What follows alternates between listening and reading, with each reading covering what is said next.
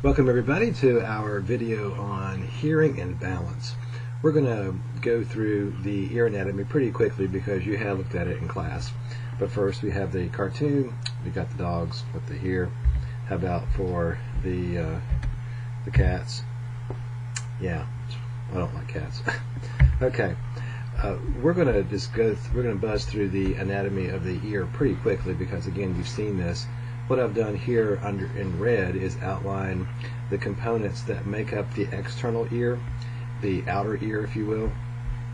And so we have the auricle appenna, the helix, the lobule, the external auditory or external acoustic meatus, and the tympanic membrane is actually the boundary between the outer ear and the middle ear. So technically it's part of the middle ear, but it's the end of the outer and the beginning of the middle.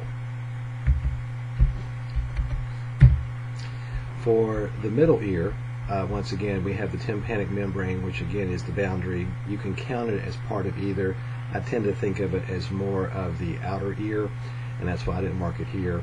But what truly is part of the middle ear are the ossicles, the malleus, incus, and stapes, the oval window, which is behind the stapes, and then the pharyngotympanic or auditory tube, used to be called the eustachian tube. And again, this is the tube that is often going to be, especially in children, it's going to be very horizontal, so you don't get a lot of drainage into the throat, and therefore if someone has the beginning of an ear infection or a throat infection, it could work its way into the ear and cause a lot of growth of bacteria back here, resulting in ear pain.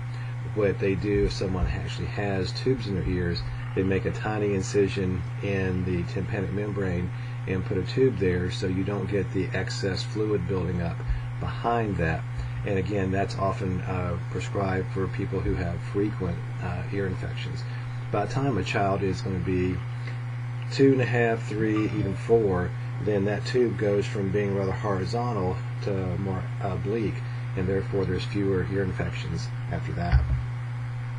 And then we have the inner ear, made up of the semicircular canals, the 3 canals here. Always remind me of roller coasters for some reason. Then we have the vestibule, which is this region here, and the utricle and the saccule make up that region. The stapes here again is on the oval window, so once again it's sort of a boundary. But then the major other part of the inner ear is going to be the snail-shaped thing called the cochlea, and extending of course from this region and from the cochlea, we're going to have the branches of the vestibular cochlear nerve. Obviously coming from the cochlea, we're going to have the cochlear nerve from over here to the vestibular nerve, and they're going to merge to form the vestibular cochlear nerve as they move to the brain.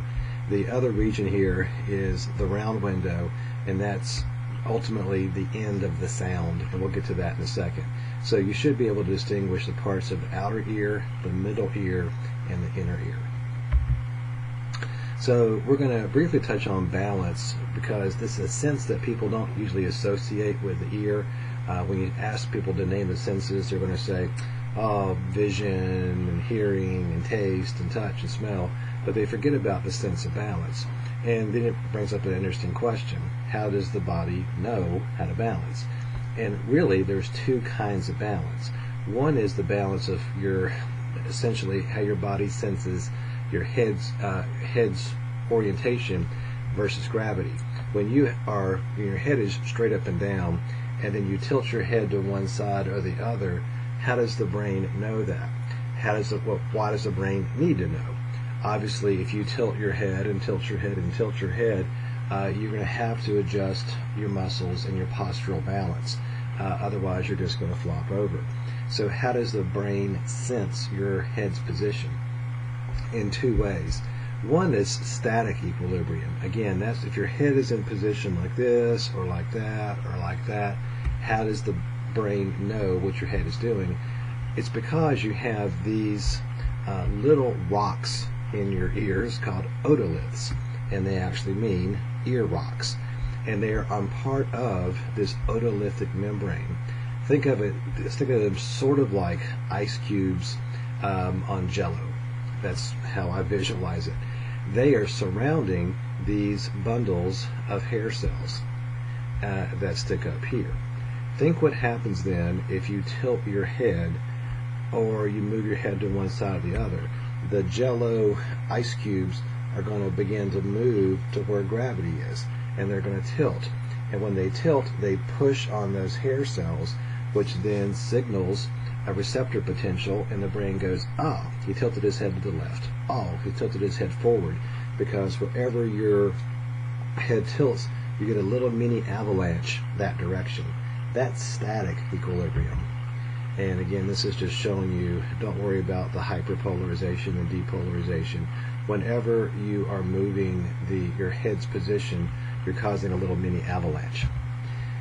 When your head is moving around like this, though, when your head is not still, but it's actually moving around, you're turning this way or turning that way, how does your brain know that? Well, the static equilibrium is not going to give you a good sense of your head position.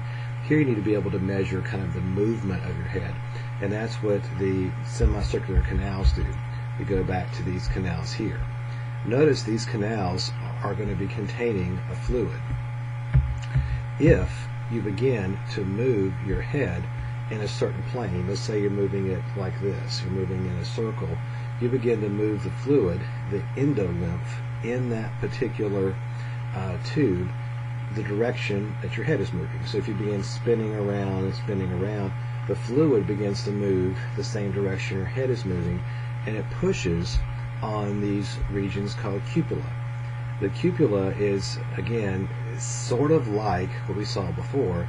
It's going to be a region that surrounds these hair fibers. If the cupula gets bent, it bends the hair fibers and sends a signal. Your head's moving around.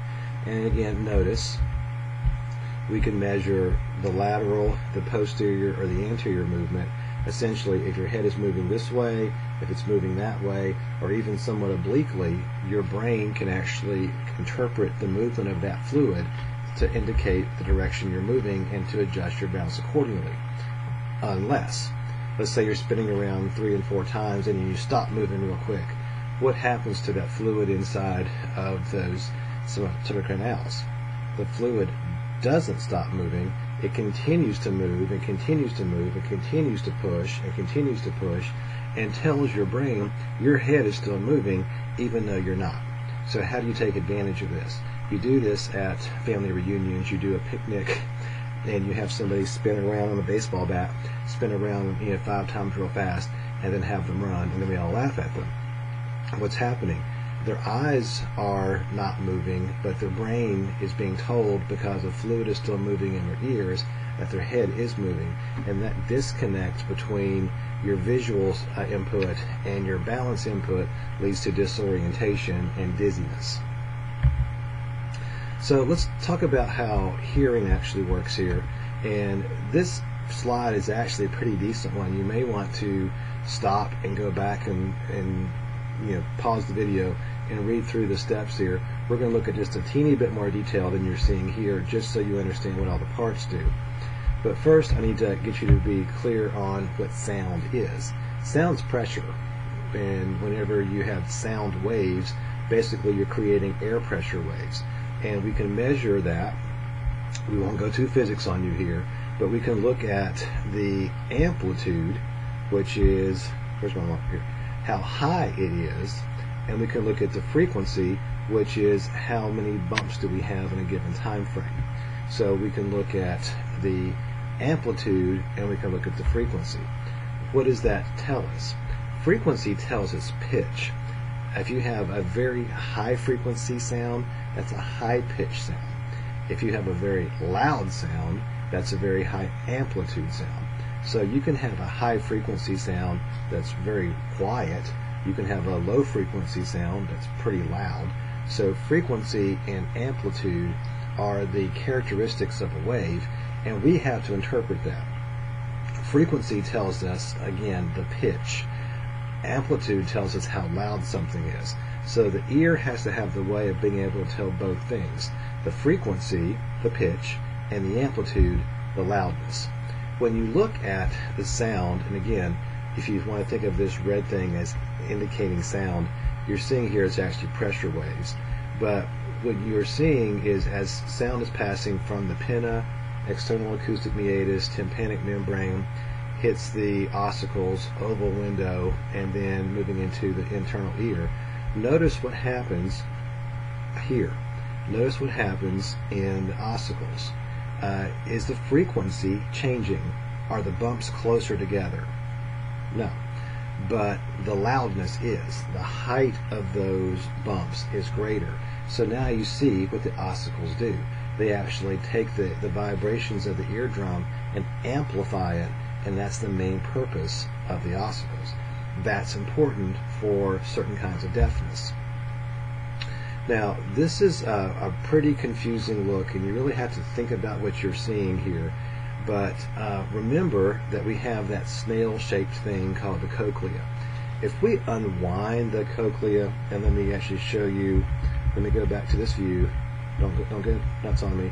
Okay, if we were to actually unwind this like a big cinnamon roll and unwind it out, actually you will see that it's not solid on the inside. It's actually a series of chambers. There's one chamber called the scala vestibuli, one called the cochlear duct, and one called the scala tympani. What I want you to focus on is that within these chambers we're going to have fluid. We're going to have, here we go, paralymph here and paralymph here is one kind of fluid, and a little different kind of fluid in the endolymph. I'm going to jump right to the chase here.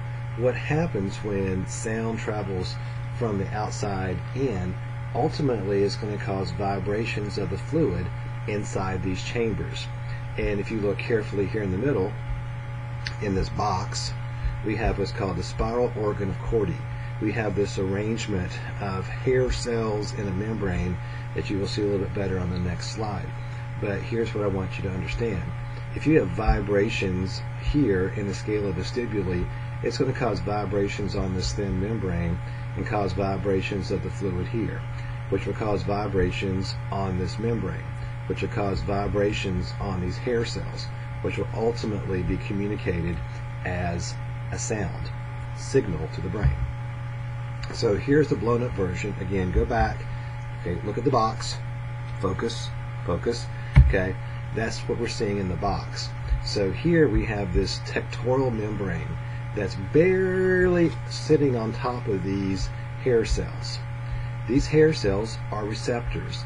If the membrane rubs on those hair cells and deflects them or bends them in any way, that's going to send a signal via the cochlear nerve to the brain. So these are what hair cells look like. They're very, very delicate. You have thousands and thousands of these, and here's what happens. If we're exposed to loud sounds over time, think about that membrane sitting on top of these delicate hair cells. Eventually they break, and you may have a very specific kind of deafness. You're not deaf as in you can't hear anything, but you may be deaf at a certain frequency because you break off certain kinds of hair cells, which then gives you a certain kind of deafness. So this view I think is a little bit better to see kind of the unwound cochlea. You see it here. Let's get oriented. Okay, we have the oval window and the stapes, so they're not showing you the malleus and incus here, but we're going to have vibrations that are going to travel through here, travel through here, travel through here, and they're going to vibrate the stapes, which is going to vibrate the oval window, this membrane here. When it begins to vibrate, it vibrates the fluid in the scala vestibuli. And again, we're all the way around the snail shell, all the way around, all the way around, all the way around. Now we're at the scala tympani. So you see that those are actually connected around the point of this membrane. Here in the middle, we have the cochlear duct. So what happens is the fluids that vibrate here begin to vibrate the cochlear duct and ultimately the membranes inside of it. And now we get to an extremely important point. How does the brain know what the frequency of sound is?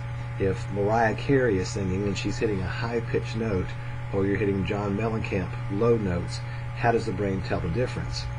If you have a high frequency sound, it causes a lot of vibration of the membrane here, and the brain interprets a vibration here as that's a high pitched sound. If you have a low pitched sound, a very deep sound, it's going to cause the vibrations here. And wherever the vibration occurs on this membrane, the brain can interpret that sound in terms of its frequency. Remember, that's one of the two main things we had to tell: frequency and loudness. So what you're seeing down here is, again, if you look at this as the membrane that's inside here, on this end we can process high-pitched notes, high frequency. The further we go away or further we go down, losing my cursor, the further we go down the membrane, we hit the lower notes. So we can tell the frequency of a sound by where on the membrane we vibrate. How can we tell the loudness? It's how hard we vibrate that membrane. Because if we have a very quiet sound, we're going to barely touch those hair fibers. Loud sound is going to push on the hair cells a lot. So a sound that's very loud has a lot of pressure, puts a lot of pressure on our hair cells, and that causes them to send a signal. The more they deflect or they bend, the brain goes, that is a very loud sound. So this is a summary of this, and you may want to spend some time looking at this. I'll go through this kind of quickly because all the words are here. But sound waves travel through the external ear and reach the tympanic membrane, reach the eardrum, which causes the vibrations of the ossicles, which vibrates the oval window. And that means then the perilymph inside one of those tubes, the scala vestibuli, causes vibrations of the endolymph in the cochlear duct. That's where we have, that's the fluid around the tectorial membrane. Okay, vibrations of the tectorial membrane push on the hair cells. The degree of deflection is going to tell us volume or loudness. Where on the membrane we have vibrations tells us frequency. And eventually all the sound reaches the round window and then is absorbed by your skull. So, is deafness reversible? It kind of depends. It depends on what's causing the deafness. If there's damage to the cochlear hair cells, if you break those hair cells, they do not grow back. And in fact, the average male by age 65 has lost 40% of his hair cells, and therefore lost 40% of his hearing.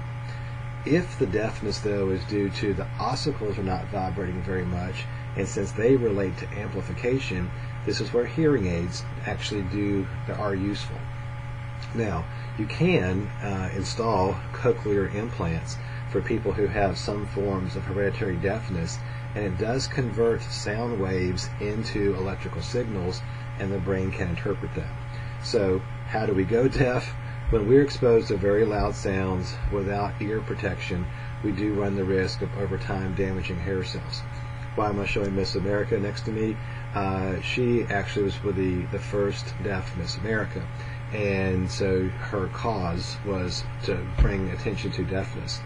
Just as a final thought here, don't assume everybody who is deaf thinks that they are disabled or handicapped. There's a very close-knit community of the deaf, and if you assume that they think if you assume that they want to hear, they may not. There are a lot of people who are deaf, and I'm not saying this is true in all cases, but there are people who consider it insulting to think that they must be cured of their deafness. And it may be an odd thing for me to say, but I spent some time on a deaf and blind school years ago, and there's a culture about deafness that's a little different. And if you're not familiar with it, just don't assume that people who are deaf, especially if they're born that way, may not want to hear. That does it for this video. Thank you very much. I forgot I had this. Is it reversible? Yeah, here's some possible cures. These are not true. Don't do these. But since I found them on the internet, they must all be true, right? So just a little fun thing here as we close out. Now we're done. Thanks.